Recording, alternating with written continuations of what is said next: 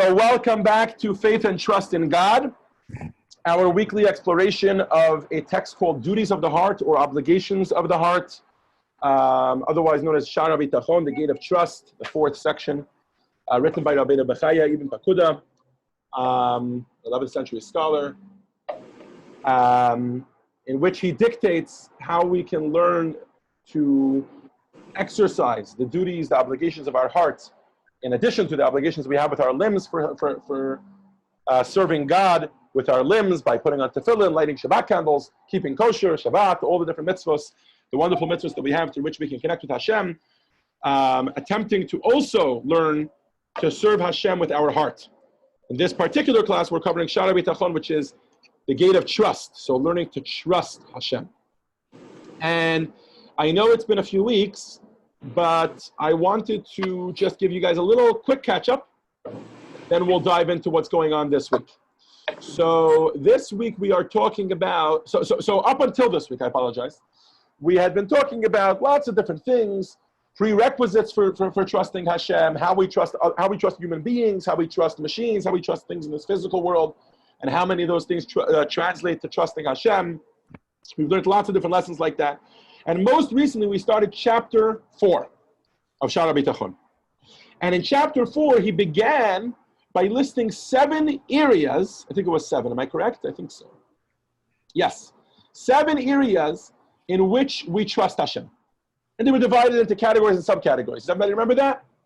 I'll jog your memories just in case. So there were worldly affairs, so physical affairs, and then there were spiritual affairs, right? And then even in the worldly affairs, there were things that are in this world but affect us, and some things are in this world that affect other people around us.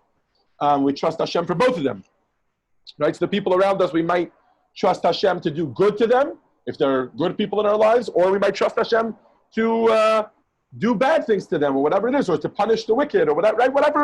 Whatever it may be. We trust Hashem with regards to things that affect us and that affect others in the world around us. We trust Hashem with regards to things that are in this world but affect the next world. So, say, doing mitzvot, or avoiding doing averot, which are transgressions, transgressing the will of Hashem. We trust Hashem that there's some sort of reward and punishment system in place, right? These are all different facets with which we trust Hashem. And now that he's introduced all 7, in the classic fashion of Rabbi Bachya Ibn Paquda, he's introduced the 7 categories in which we trust in Hashem, and now he's going to dive into each one individually. And so this evening's lesson is titled, What Concerns You is Determined by God, Yet You Must Take Initiative. And he begins by the first group. So Baron, why don't you get us started here? Yo, you're muted, hold on.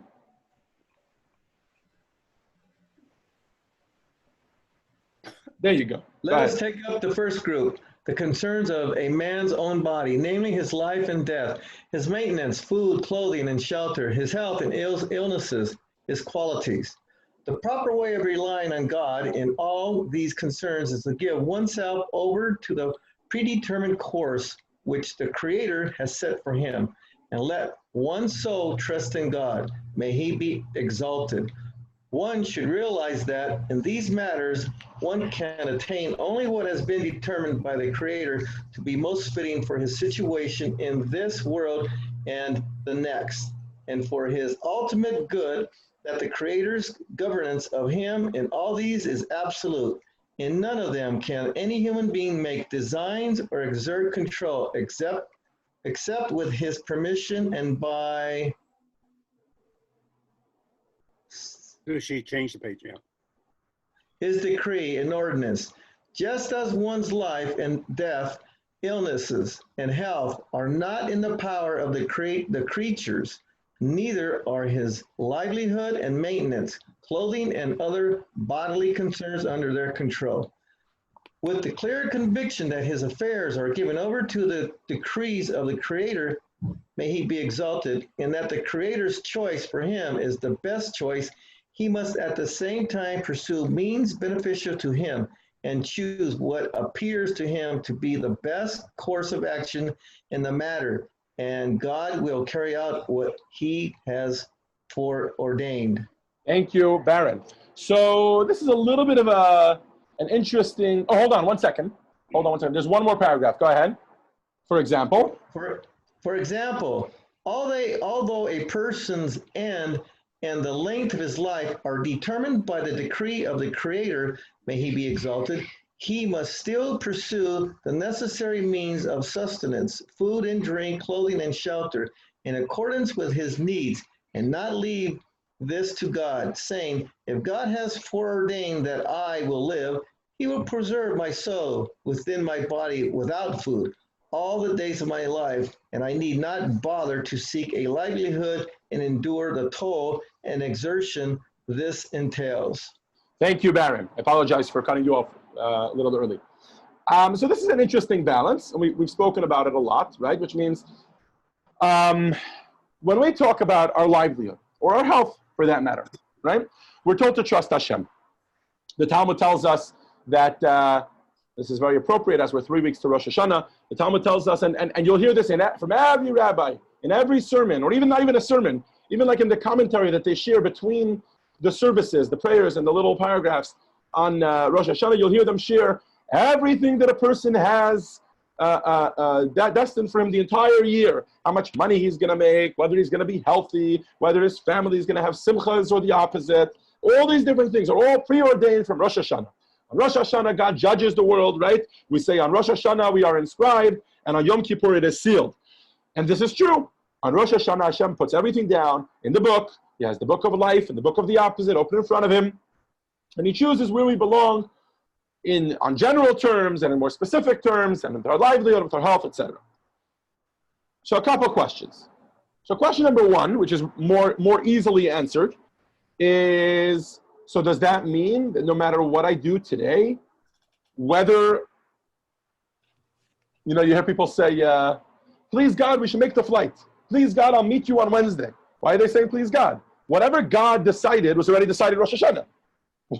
Why are we talking about this as if decisions are still going to be made? Isn't our full year already pre-scripted from Rosh Hashanah? So this is a little bit of an easier, and obviously the same question could be asked with regards to our livelihood, right? Maybe at the beginning of the year, you should struggle to find the right job. Because between Rosh Hashanah and Yom Kippur, you might get a better job, you might get a worse job. But once you're already holding in the middle of, now we're in the month of Elul, we're already 11 months later. You're going to try to change your job now and how much money you're going to make now? Forget it. What are you even bothering for? Right? Just trust Hashem. Or by the way, it's much more of a matter of fact question. Like, it's not just trust Hashem. It's also, if we really believe this to be true, so then what's even the point of doing anything now? So this answer is a little easier to answer because the Talmud does ask this question.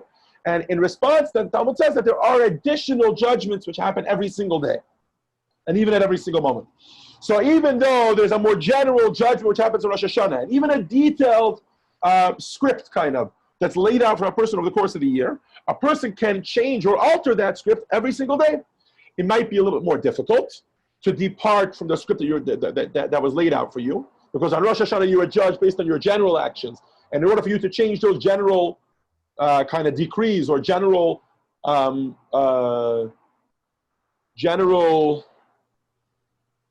the right word here? The general predetermined course for you.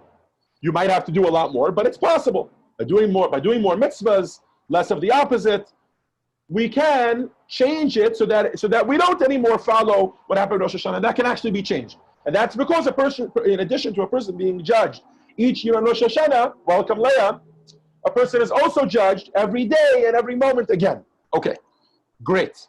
But a little bit of a more difficult question is, so Rabbi Bachya, let's find those words inside. Here. With this clear conviction that his affairs are given over to the decrees of the Creator, right? He must at the same time pursue means beneficial to him and choose what appears to him to be the best course of action in the matter, and God will carry out what he has foreordained. So what is this? Some kind of simulation where we just have to try to do the best we can, but really the same thing happens at the end anyways? Like, we're trying to do the best we can, but yet it follows a preordained path anyways from Hashem. That's a little bit of a more difficult question to ask. Absolutely. It's like a completely oxymoron to me. Right? It sounds like a complete oxymoron. So for this, we're going to dive into the commentary. And Marguerite, since you spoke up, you're going to read a little bit. You ready? From where? Has been determined. Go ahead. Has been determined. Go ahead. has been determined by Creator to be most fitting for his situation in this world and the next.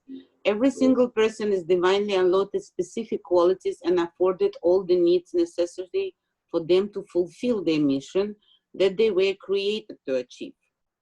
And this must become the constant goal of each and every person, to assure that he is achieving his life purpose and not losing one moment of it to trivial matter.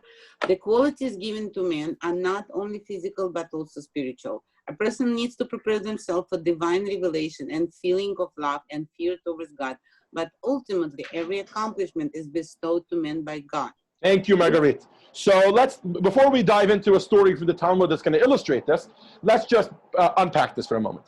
So let's take an example, a very simple example. Okay, let's take money as an example. I recognize that lives are much more complex than money, and money is not everything in this world, but it definitely is the cause of a lot of stress in this world, right? And since the trust in Hashem is supposed to be the antidote to that, so let's take money as an example. So let's say, remember we said that everything that a person has throughout the year is allotted on Rosh Hashanah. So let's say a person is allotted, and I wish this on every single person here, they're going to make $1 million this year, $1 million. Thank you. Smack dab even. Amen. Exactly $1 million. Amen. Not more, not less. So I'm sorry, all of you will make much more, but for me, not more, not less. I was going to say no limit. Yeah, exactly, no limits. But let's say it's $1 million. So now, what was our question? Our question was, how do we say, like Marguerite said, it's an oxymoron. How do we tell you? So you go about your life and try to put your best foot forward and try to make the best of it in order that Hashem should send the preordained bracha. I don't get it. If I'm going to make $1 million, no more, no less, then whether I sit on the couch all year or whether I work very hard, I'm still going to make the same amount of money. So what does it make a difference? The answer is that it's not true. When Hashem bestows upon you $1 million, and again, you can translate this into whatever, right, our struggles are with trusting Hashem, on Rosh Hashanah, and the same is true every single day, right? Like the Talmud says that it's not just that everything is preordained from Rosh Hashanah, excuse me, but rather every single day we get another judgment again. It's like another mini Rosh Hashanah every single day. So it's not that you're bestowed with the actual $1 million.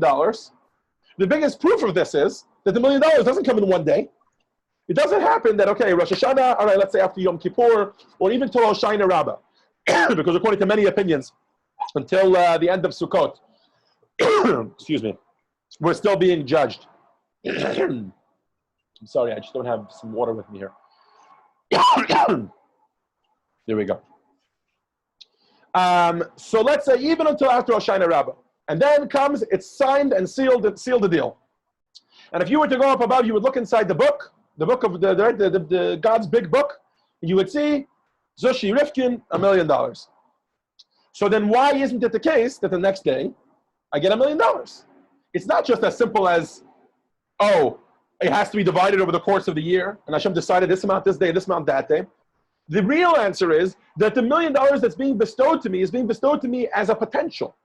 As in, this is the maximum, or let's not even call it the maximum. This is the plan for what you're going to make. If you spend the rest of the year on the couch, you will make $0 because you didn't put your part. You didn't invest your part. Hashem says, I'm deciding today what you're deserving of. Obviously, your effort is going to be a part of this. So if you choose not to put your effort, it's not going to happen. And therefore, Shears, I think this is from a Sikha of the Rebbe, yeah, Shears the Rebbe, or maybe it's from Torah, or either way, says Hasidus, the rest of your year, the rest of your life really, what should we dedicate our lives to? And my friends, I really cannot overstress how important this lesson is. If we can learn this lesson, it really helps with the stress level when it comes to making a living or maintaining our health or whatever physical qualities. Because remember, we're in the physical right now, right? This whole conversation here is about physical qualities, physical virtues that Hashem, physical endowments that Hashem gives us. If we can learn this lesson, the stress level goes down tremendously. Instead of us thinking, there is unlimited money out there in the world, right? And the harder I work, the closer I will be to Jeff Bezos. Is he still the richest? Somebody correct me if I'm off. I don't know. Bill Gates. I don't know who it is. Warren Buffett. He just reached another billion or something. Who, Jeff Bezos? Last week it was announced. Yeah. All right.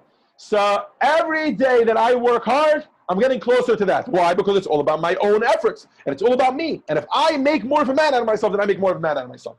All right, which can lead to a very stressful life, because what I'm trying to achieve is essentially unlimited. And I'm trying to do as much as I can. In the American secular world, this is known as the rat race. I'm chasing something, but I'm like a hamster on a wheel, because there's never really anywhere that I've reached my maximum. Okay? Contrast this with the attitude that we've just laid out. What is that attitude? That attitude is as follows. Every day I wake up in the morning and I say to myself as follows. Today is Yud Beis Elul, the 12th day of the month of Elul, and therefore Hashem has already preordained for me. I'm sorry, today is the 11th of Elul, not the 12th. And on the 11th of Elul, on Rosh Hashanah of last year, 11 months ago, Hashem preordained a certain amount. And this morning he reanalyzed it, and based on my actions, redecided how much is my potential. Now, my choice today is whether I'm actually going to make what Hashem chooses for me to make, or I'm not going to make that, or I'm going to make somewhere in the middle. Again, talking about livelihood here. Right. So now, what is my attitude when I go about the day? How much of my potential am I reaching? Very, very different. Both of them should get you to work equally as hard. The stress level, though, should be tremendously lower. Right? Think about in school, I don't know who your best teacher was, but think about your best teacher in elementary school. Right? And that teacher would tell you, you know, I don't expect you to learn, whatever it is, by the way. I don't expect you to get 100 on your test. I expect you to do your best, and I'm going to be watching you to do your best. Now, this is a teacher. Remember, this is your best teacher from your childhood. You trust her, and you feel like he really has your best interests at heart, and you guys have a really good relationship. That inherently is the biggest motivator that you can ever give a child. Why? Because I'm not trying anymore to get a goal which is unattainable, which may stress me out, that I'm trying to get 100 on this test, but I don't know the information, and I'm too stupid, and I don't have the ability to do it. No. The teacher told me clearly, all I want you to do is the maximum of your potential. Use your efforts today to the fullest. Every single human being is capable of that. The most disabled person, physically, mentally, whatever it is, that cannot figure out how to make themselves a living is capable of doing the most that they can do. Is capable of fulfilling their potential. Because by its very nature, the barometer is, I do my best. So, and obviously because it's a relationship with Hashem, the honesty bar is very high, right? Hashem knows what our best is. So when we go about our lives on that, on any particular day, if we can maintain that attitude, that's really what we need. Does that make sense? Yep. So, comes today, the 11th day of the month of Elul, there's a certain amount, a maximum of how much money I'm going to make. So stop chasing the rat race. Just turn inwards and fill your own potential. By the way, the same is true with regards to how many people you could help with tzedakah. We're not holding it yet. Now we're holding about physical matters. But really the same is going to be true about spiritual matters with certain changes, as we'll talk about later. Right? But when it comes to physical matters, you achieve as much as you think you can do. Put your best efforts out. Because that's really it that you can do. Because everything else is preordained. There is a preordained maximum and minimum that Hashem has already destined for you. Rabbi, I have a question. Can I ask? Go ahead, Marguerite. Yes. How would I know what is my purpose? Because I tried to do something what my mom wanted me to do. That absolutely. This is a very, very good question. How do I know what Hashem wants from me? Absolutely. This is a great question. I love it. It's not fully going to be answered in the next text, but it's going to give us some more insight, and then I'll get back to this question. Okay, Marguerite? Okay, thank you. Okay. Lois, you want to do some reading for us here? We're holding... Zoshi? Yes, hold on. Sorry, someone's calling and wants a question? Yes, Who's that? that's Lisa. Lisa, how are you? Hi, I'm fine. Can you say, how do you know that you've done your best effort? I tend to be rather having high standards. Absolutely. So that's basically, in other words, the question that Marguerite just asked, I believe? No, it's not. So go ahead. So rephrase your question, please. She wanted to know her purpose. I'm asking you, when you have a project, how do you know you've done enough? In other words, you're saying you can, if you're a really critical judge, then of yourself, so then you can always push yourself further and say, I didn't do enough, I didn't do enough. Exactly. Absolutely. again, this question is not going to be answered. So I have two questions here. Number one is, how do you know what your purpose in life is? Particularly or specifically, your purpose in life for this day. That was Marguerite's question. And Lisa, you have a question, which is, how do I know when I've actually done the maximum amount that I can do on any particular day? Both of these questions are going to be touched upon in the next anecdote from the Talmud. And then I'll address both those questions to the best of my abilities. I don't know that I know the answer, but I'll address I them to the just best of my want to abilities. add something for Lisa. Lisa, you're already blessed because you know what you're doing. Very good. It's already part That's of blessing. true. There's knowing what you're doing, and then there's knowing how to do it. That's the two questions Yeah. we have on the table here. Okay, Lois, why don't you read for us this anecdote from the Talmud? This can be understood. You see where we are? Yes, I see where we are. Go ahead. This can be understood from a perplexing story in the Talmud. The Talmud describes the Rabbi Yochanan ben Zakkai was on his deathbed and his students came to visit him. When Rabbi Yochanan saw his students, he began to cry. The students asked him, "Light of Israel, the right pillar, the mighty hammer, why are you crying?" Rabbi Yochanan had a lengthy response in which he also said that he is crying because there are two paths, the path to the Garden of Eden and the path to Gehenna, purgatory, and I do not know in which path I will be led. Now, Rabbi Yochanan ben Zakkai was a great leader of Israel with awesome attributes being attributed to him in the Talmud, a man who was scrupulous, keeping the commandments and Now the top here. Further down. and the study of Torah. What then was his self-doubt? Whether perhaps he is destined for anything but the reward of the Garden of Eden? Furthermore, this question, if a person is following the correct path or not, is something that should preoccupy a person and guide him throughout his life. Why then are we taught that this was something that bothered him just before his passing? One of the explanations of this leaves us with the following lesson. A person is allotted a specific and precise amount of time and is gifted unique talents precisely for them to accomplish their mission in this world.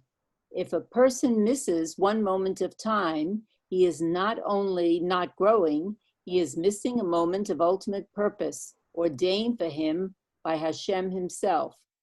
Rabbi Yochanan ben Zakkai never wasted a minute of his time thinking and contemplating what has become of himself, what are his achievements or lasting legacies. He was totally permeated with one objective, to fulfill his mission. Now, when he was on his deathbed and their mission in this world was coming to an end, for the first time is when he started thinking. Hold on. Can you Yeah, raise go it? ahead. Raise it. There we go. Okay. He started thinking, okay, now I lost it. Here it is. About himself. About himself. How do his achievements fit with his own personal growth and reward, questioning his own personal direction? The Creator's choice for him. Hold on. That's for now. Thank you, Lois. Okay. So we got a lot to unpack here, and then we have two awesome questions, and then I think we'll call it a day. Unless there's more questions, then we'll take those.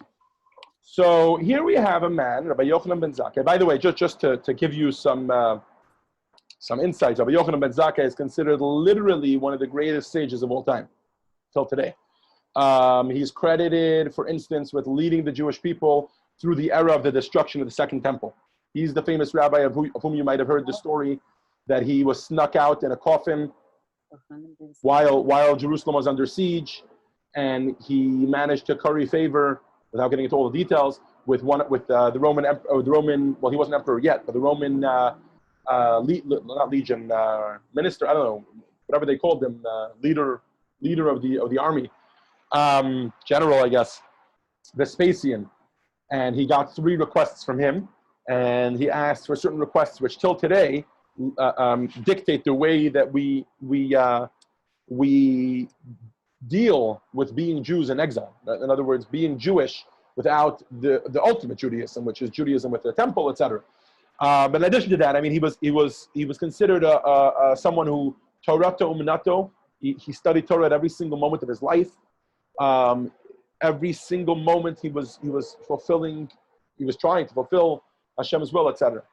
So the question becomes, right, like Lois read for us so beautifully from the Talmud, how come it that Rabbi Yochanan should be on his deathbed and he should be looking at two paths in front of him, one to purgatory and one to Gan Eden, one to heaven, and he should not know which direction they're leading him, and he should be crying about that.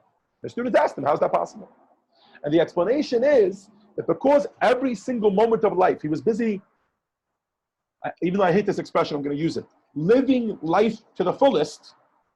Let me just clarify. The reason I hate that expression is because usually that's like associated with jumping out of an airplane or, like skydiving or, I don't know, doing something exciting, going to visit, whatever, That's called living life to the fullest because you're doing something fun.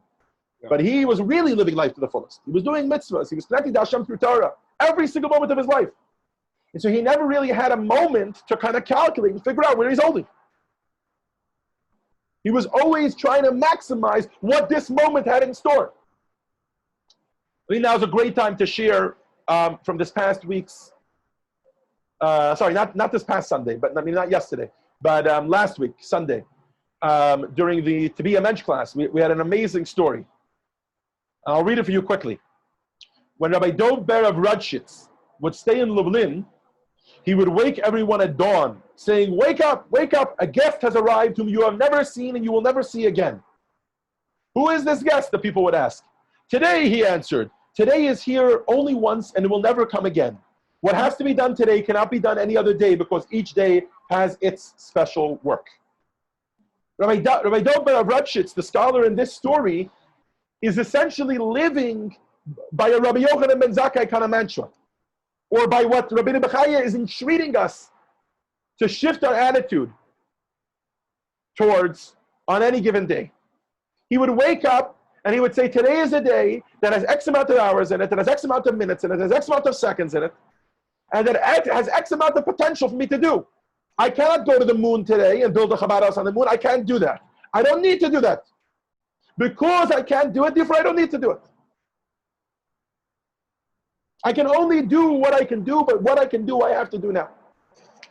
The reason we were sharing this at the Mensch class is because we were learning the famous Mishnah, Hayom Katzer, the day is short, and the work is much. There's a lot of work to be done, and the employer is pressuring. We said, I don't know, it's a very pressuring life. To think every single moment that Hashem is standing over my head, you got to do more, you got to do more. And came the next week, literally yesterday, we just learned this, the second part of the Mishnah, or the second Mishnah, which is a continuation to it, which says, you don't have to finish everything, but you got to start. You cannot change the entire world to make the whole world bring Mashiach. But you can do your little part to bring Mashiach. You can do your little part to make this world a better place and to change the world. So, to try to address the two questions that were asked, we'll start with Marguerite, who asked, how do I know what my purpose is in life? The answer is, obviously I can give you the cop-out answer, which is Torah and mitzvahs, because as a Jew, we look to the Torah and the mitzvahs, and whatever mitzvah we're supposed to be doing now, as many mitzvahs as we can be doing. If you're doing a mitzvah, you're for sure doing the right thing. You know that, right? If you're helping someone else, if you're making this world a better place, you're doing the right thing. Perfect. But let me add to that nobody ever really knows what their mission is, and that's kind of part of it. If I was able to tell you right now, Marguerite, right now you should be standing on one leg and giving tzedakah with your left pinky, how amazed would that be? But it would take away the whole challenge. Imagine if you knew that's the whole mission that you have in your life. Of course you would do it. What else would you do? You'd go and eat a steak now? When this is exactly what was preordained for you to be doing in your life? No. But I'll give you a little more than that. I won't just tell you that we never really know what our mission in life is. Let's add to that at the same time, we always know what our mission in life is. What do I mean? At every single moment, we find ourselves in a specific situation. Okay, so Marguerite, now it's pretty simple. You're sitting in front of a computer, you're listening to a class, you know what your mission is in life, to learn Torah right now. But imagine if right now your computer, the internet goes down and your computer goes out. Obviously, your mission in life is now right now to be learning Torah on Zoom with me. Your mission has changed. So at every single moment, we have to be adapting to the situations which Hashem is throwing at us. Right now I'm married, so then I have certain obligations if I'm married. At a certain point, somebody's spouse passes away. There's a certain mission and obligation that the person has in the world in that way. Right now, I'm pursuing whatever it is, growth in my Judaism, or for someone who's not Jewish, they're pursuing conversion, but they haven't converted yet for whatever reason, it's delaying. I know a couple of people like this. No problem. That means there's a special mission right now, not as a Jew, that they have in this world. At every single moment, we have to recognize the situation and the moment and the purpose that we're in and utilize it to the best. How do we utilize it to the best? So to this comes the answer, Torah and mitzvahs. We look at the Torah, we do the best that we can based on what the Torah tells us to do in this current situation. Right? Excellent. That's a point. Recognize the situation one moment at a time. Thank you. I was just about to finish off, Margarita. I didn't really answer the question. No, but I hope I gave you enough tools that every time you had the question again, you'll be able to make the best decision you can in that moment. Does that make sense? Mm-hmm. Thank you. Okay, so Lisa, your question is a lot more difficult. Lisa, you with us here? I don't know if she's here. I'm going to try to answer her question, but she's not here. I'm here. I'll turn on the video. It's okay. If you're eating or whatever, it's fine. I don't No, I'm not. I just want to make sure. Okay, good. So your question is, how do you know that you're using your efforts to the fullest? Normally, my answer to that is that everybody knows the answer. You know, usually it's kind of intuitive. You know that you got to push yourself more and do more. And you know when you're slacking off, and you know when you're pushing yourself too hard. Okay. And if it hurts, that's a good sign. If it hurts, like you feel like you're doing too much, that's a good sign, because it means you're using your efforts to their fullest. But your question was really, sometimes you feel like you're, if I may extrapolate the question a little bit and tell me if this is wrong, that sometimes you find that you're being too cynical on yourself, and you want to know, when am I just being too cynical and saying, oh, you could have done more, but it's not really true? And when can you actually have done more, right? Yeah. So again, besides the cop-out answer of you will know, there is a way of working with our emotions, and this ties into a larger discussion, to be in tune with the fact that we live our lives for a higher purpose. And if we're living it based on that higher purpose, then we're already okay. If we're using our talents, if we're doing if we're utilizing our scenario and serving Hashem in that moment, then there's no reason for us to beat ourselves up. Tanya has some harsh words for people who convince themselves that they could have done more, but inherently it's really just atzas hayetzer, in the words of the Tanya. I think he's quoted from somewhere else, but I don't remember where. Atzas hayetzer means it's another tactic of the cunning one, or the evil inclination, the yetzer hara, because he takes many forms, the yetzer hara. Sometimes the form that he takes, in the words of the Rebbe, are he puts on a zayd, he puts on a silk long frock, like the kapatas that the rabbis wear, and he says, look, you're not being holy enough. Really, the only thing that's being affected is that you're getting depressed. But his way of getting you to depression is in such a holy way that it's hard to discern. So I think the answer is that it's important for us to get in tune with our emotions and to know when our criticism of ourselves is because we're actually being lazy, and when our criticism of ourselves comes from the Yetzer Hara. Is there an easy answer to it? No. I don't know that we ever have, this is for sure the right answer. Well, But that's the challenge. Part of the problem Yes. is that the results of our efforts aren't Always seen. according to this theory. The results of our efforts aren't under our control. But this is not how I was raised. I was raised 1 second. that if you don't succeed, what you need to do is work harder. Yes. Hold on. So that's actually a very valid point. You were saying that here the results are not entirely dependent on you. I would say even more than that. Results should never be a barometer of your success in life in terms of connecting to Hashem. Results are not the barometer. Because like you said, results are outside of our control. What is the barometer? The barometer is, in this situation which I am presented with here, am I making the best of the situation or to connect to Hashem and serve Hashem in the best way possible in this moment? And by way of like a comical example of this, I'll never forget, I was once listening, I was single. I was listening to a rabbi. Anybody ever hear of Manis Friedman? I think a few people have, Yes. right? Of course. right? Some of you have heard. So he talks a lot about marriage and being single and finding your bashert and all this sort of thing. So, What's his name? Rabbi Manis Friedman. Manis, Benefit. Yeah, we know. M-A-N-S. Anyways, so I remember him talking to a group of singles, and he's saying to them, you know, you're convinced that the person you marry is in your, like, is completely in your control. And every single girl in the world is open and available, an option, and is an option for you to marry. He says, but pause. Let's take an honest look at this.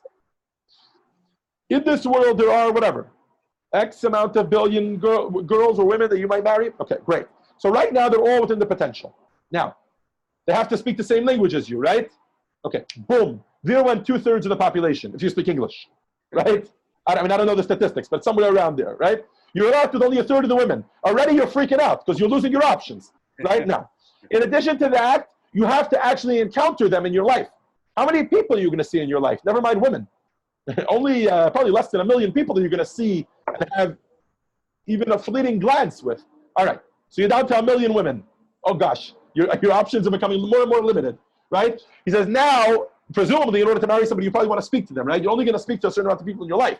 So that's already down to what, a couple 100,000, maybe even less? Maybe it's only 100,000?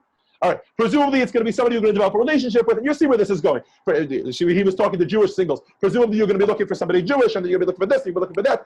And before you know it, you're down to like a handful of people that you're choosing from, really. And then you tell me that you're going to be the main person who's going to choose. He says, stop convincing yourself that you have the choice. Really, Hashem is going to send you the right person. So all you have to do, and really, if we can really attain this perspective, it really takes away a lot of the stress. All you need to do is work with the options that are in front of you. The people that you're actually going to meet, and the people, stop thinking about all the other options that you're saying no to because you're thinking about this girl. Instead, focus on the fact that right now there's somebody in front of you that you're talking to, that you're having a relationship with, which Hashem caused that your path should cross, etc. And that's why you have to make a decision about this person, not about every single person in the world. He was trying to explain the idea of bashert and coming to terms with it. Now, I know I'm not giving you a class here on marriage, but I think the point applies really to every single thing we choose in our lives. Let's stop convincing ourselves that everything that's going to happen in this world is up to me, and I got to stress out about it all, and every single potential outcome of what could happen as a result of what's going on right now is my problem. You know, you have people right now, to use an example, that they're not accomplishing anything in their lives right now. They're becoming depressed. Depression is up right now in the United States, and they're becoming frozen, and they're not able to do anything. Why? Because they're afraid, and they're not sure what's going to be with COVID in the whole world. So, because they're so busy worrying about what's going to be the result of COVID in the whole world, they refuse to do anything in their own lives right now. Right. While meanwhile, they can't do anything about the fact that there's a virus spreading itself throughout the whole world. They would do much better to recognize that Hashem is the one in control of that. And really is in control of much more than that. But start with that. And worry only about the things that Hashem has placed within your life, within your encounters, within your experiences, and within your controls, and then just make the best of that. That's not so hard to do. Remember the analogy of the teacher? When you know that the only thing that's being expected of you is the scenario that's right here in front of you, for you to make the best of it, and that the person who's giving you that challenge wants you to succeed, it becomes much, even if it's not an easy job, it becomes much less stressful to tackle it. There's nothing here that I can't accomplish, but by the very nature of the position that I'm in, it's something that I could tackle. This ties very closely in with what the Talmud tells us, that Hashem never demands more of creatures than they can accomplish. Right? The only thing you can accomplish anyways is what Hashem put before you. And if He put it there before you, then you could accomplish it and you could ace it. So get to it. Stop worrying about everything else. All right. Any other questions? Amen to that. Thank you. Amen to that indeed. Thank you, Zushi. I know it's easier said than done, but hopefully we've gained today a little bit more of a perspective of leading a more stress-free life and a more trusting in Hashem life with more bitachon. Very good. Thank you all for joining us for Faith and Trust in God. I don't remember what installment number this is. And see you next week, Monday at 7 p.m., God willing. Thank you. Thank you. Thank you so much. Lovely. Thank you, Rabbi. Thanks, Rabbi. Got it. Good to see you all.